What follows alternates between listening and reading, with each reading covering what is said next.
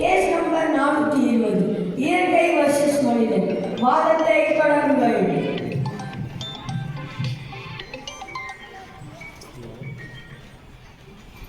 நான் சொல்வதெல்லாம் உண்மை.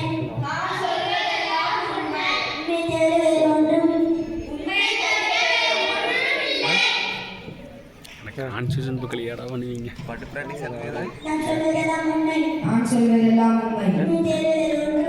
உண்மையை தவிர வேறு ஒன்றும் இல்லை. வணக்கம் மைனா, உங்க மீசை ரொம்ப கெட்டா இருக்கு. ஆனா உங்க கையில் இருக்க அந்த மர சுத்தியல் தான் கொஞ்சம் ஓல்டு ஃபேஷனா இருக்கு. சரி சொல்லுங்க, எதுக்காக என்ன கூப்பிட்டீங்க? இந்த மரம் செடியோடையெல்லாம் செடி என்னன்னு புகார் கொடுத்துருக்காங்களே. வணக்கம் மைனா, சாரி கொஞ்சம் லேட் ஆயிடுச்சு.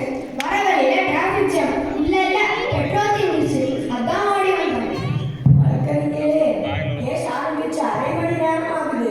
நீதிபதி அவர்களே, என் கட்சிக்காரன் அவர் செஞ்சதெல்லாம் குற்றம் கிடையாது, அதெல்லாம் கிரியேட்டிவிட்டி.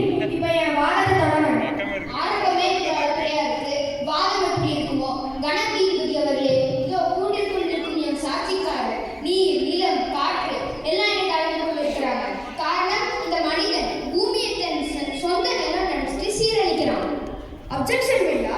இது போய் என் கட்சிக்காரர் பூமியை சீரழிக்கவில்லை, பியூட்டி பார்லரை கூட்டிட்டு போய் மேக்கப் போடுறாரு. அசுத்தமான ஆற்றுல சாய கலவைகளை கலந்து கலர் கலரா மாத்துறாரு. இது தப்பா? கலர் கலரா மாத்துறாரா? இவர் போற மேக்கப்பால் மீன்கள் எல்லாம் மூச்சு முட்டி செத்து போகுது. இவர் போற பிளாஸ்டிக் காகிதத்தால் நிலத்திற்கு பிம்பிள்ஸ் திட்டுக்கள் வருது. ஐயா, மீன்கள் செத்து போனா கருவாடாகும், அதை வறுத்து சாப்பிட்டா சைடிஷ் ஆகும். இது ஒரு பிசினஸ் ஐயா, உங்களுக்கு புரியாது. நீதிபதி அவர்களே, இவர் மண்ணுக்குள்ள புதைக்கிற பிளாஸ்டிக்னால எனக்கு காங்கிரீட் காணாம நான் மாறிட்டேன். என் மேல ஒரு புல்லு பூண்டு கூட வளர மாட்டேங்குது. மயிலாவாட் புல்ல முளைச்சா வெட்ட ஆள் கூப்பிடணும். அதுக்கு தான் என் கட்சிக்காரன் பிளாஸ்டிக் போட்டு டைல்ஸ் ஒட்டி அழகா மாட்டுறேன். நீதிபதி அவர்களே, இவர் வீட்டில் இருக்கிற பழைய டயர்களும் கிழிந்த செருப்புகளையும் என் வயிற்றுக்குள்ளதான் புதைக்கிறாரு. இப்போ என் வயிறு பிளாஸ்டிக் வயிறு வச்சிருக்கையா?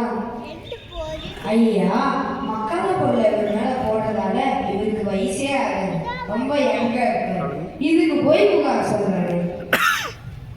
நீதிபதி அவர்களே, இவர் போற ரசாயன உரங்களால் என் உடம்பெல்லாம் இருக்குது. இவர் அரிசியை சாப்பிட்றாரா ரசாயன உரங்களை சாப்பிட்றாரா என்று எனக்கு சந்தேகமா இருக்கிறது. ஐயா, பிளாஸ்டிக் ஒரு அவசரம். அது நம்ம பூமி போற ஒரு பெரிய காம்பினேஷன். அப்பதான் பூமி அழுகாம புதுசு மாதிரியே இருக்கும். பார்த்தீர்களா ஐயா இவர்களின் வாதத்தை? மழை பெய்தால் ஒரு சொட்டு தண்ணீர் கூட நிலத்துக்கு போக வழி இல்லை. அப்புறம் எப்படி நிலத்தடி நீர் உயரும்? ஐயா, ஒரு காலத்துல என்னை எல்லாரும் குடிச்சாங்க, இப்ப என்னை பார்த்தாலே எல்லாரும் ஓடுறாங்க. ஃபேக்டரி கழிவு எல்லாம் என் மேல கொட்டி என் நிறத்தையே சாக்கடை நிறமா மாத்திட்டாரு இந்த மனுஷன். அப்ஜெக்ஷன் வேண்டா. இப்ப நீர் ரொம்ப கலர்ஃபுல்லா இருக்காரு. வெள்ளையா இருந்த நீர்ல கருப்பாவும் சிவப்பாவும் மாத்தி டிசைன் போடுறாரு என் கட்சிக்காரன். இது ஒரு கலை சார். கலை இல்லை சார், இது ஒரு கொலை. மீன்கள் எல்லாம் ஆத்துல செத்து மிதக்குது. என்னை குடிச்ச மாடு கன்றுகள்லாம் உடம்பு முடியாம போகுது.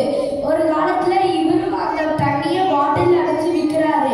இவரும் அந்த தண்ணியை குடிக்கிற நிலைமைக்கு இப்ப வந்துட்டாரு. ஐயா, நான் உங்களுக்கு ஆச்சரியம் தரேன். ஆனா இவங்க எனக்கு கொடுத்தது கோடாரி தான். என்னை வெட்டிட்டு அந்த இடத்துல ஏசி போடுறாங்க இந்த மனுஷங்க. ஐயா, மரம் வெட்டுறது தப்புதான். ஆனா அந்த இடத்துல ஒரு ஷாப்பிங் மால் கட்டினா எத்தனை பேத்துக்கு வேலை கிடைக்கும்? ஷாப்பிங் மால்ல ஏசி விற்பாங்க, ஆனா உயிர் விற்பாங்களா? மரத்தை வெட்டிட்டு காத்துல புகையை கலந்துட்டு இப்ப மூக்குக்கு மாஸ்க் போட்டு அலைறீங்க. இதுதான் உங்க முன்னேற்றமா? ஐயா, நான் உங்களுக்கு பழம் தரேன், நிழல் தரேன். ஆனா இவங்க எனக்கு கொடுத்தது ஒரு ஆணி. என் முழுசா விளம்பர பலகையா இருக்கு. வலிக்குதுங்க ஐயா. மயிலாவாட், மரம் சும்மா இருந்தா யாருக்கு லாபம்? அதுல ஒரு டியூஷன் சென்டர் இல்ல பரோட்டா கடை விளம்பரத்தையே போட்டா 4 பேர் போய் தகவல் சொல்லுவேன். ஐயா, நான் இப்போ மழையும் வர்றதில்ல. இவங்க வந்து ஏசி ரூம்ல படுத்துட்டு ஏன்டா இவ்வளவு வெயில் அடிக்கிறோன்னு என்கிட்ட கேட்கறாங்க. அப்போ மட்டும் என்னை வெட்டும் போது மட்டும் என்னோட கண்ணீர்கள் புயலா வந்து இவங்க வீட்டை அடிச்சுட்டு போகுது.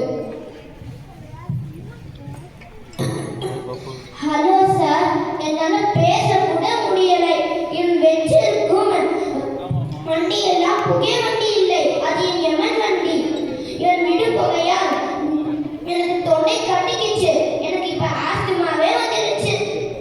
ஐயா, புகை வந்தால் தானே அந்த வண்டி ஓடுதுன்னு அர்த்தம்.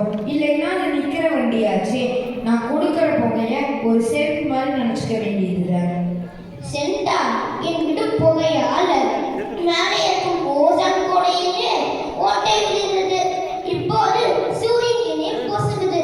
நான் இல்லைனால் இவர் எப்படி மூச்சு விட முடியும் என்று இவருக்கு எப்ப புரியும்? மயிலா, மனுஷங்க இல்லாம இந்த உலகம் இயங்காது. அதனால என் கட்சிக்காரன் விடுதலை செஞ்சுட்டு அதற்கு பதிலா இந்த நிலத்தையும் மரத்தையும் 1 மாசம் ஜெயிலுக்கு போடணும். என்னது, மரத்தை ஜெயிலில் போடணுமா? வழக்கறிஞரே, நீங்க பேசுவது சட்டப்படி தவறு, தர்மப்படி மகா தவறு. அமைதி அமைதி. இரு தரப்பு வாதங்களையும் கேட்டேன். இயற்கை வழக்கறிஞரின் வாதத்தில் உண்மை இருக்கிறது.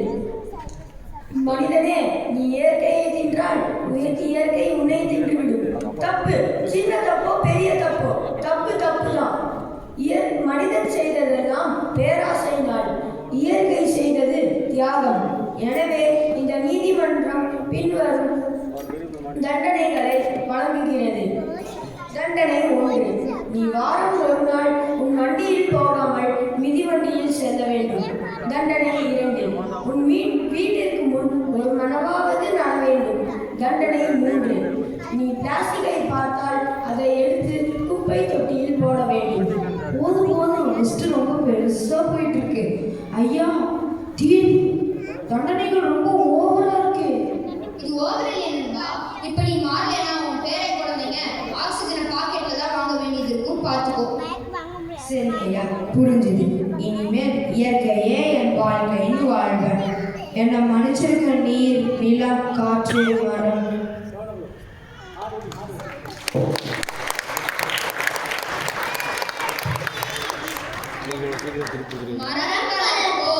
மழை பெறுவோம், பிளாஸ்டிக்கை பயன்படுத்த மாட்டோம், இயற்கையோடு இணைந்து வாழ்வோம். நன்றி, வணக்கம். சூப்பர்.